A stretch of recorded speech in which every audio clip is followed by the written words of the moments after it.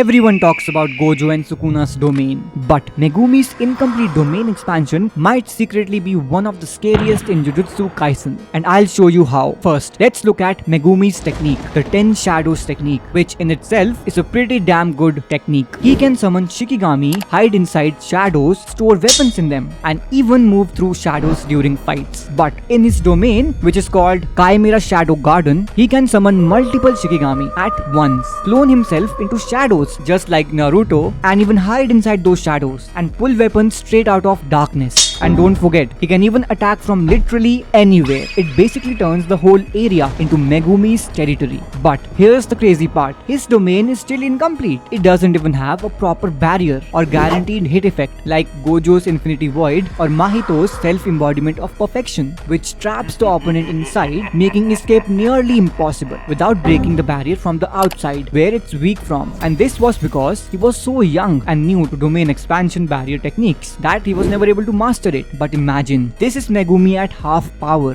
What if he mastered his domain? He would have a much higher chance of summoning and successfully taming Mahoraga, the strongest Shikigami itself. But sadly, that's a what if that we might never get to see in JJK, and that sucks.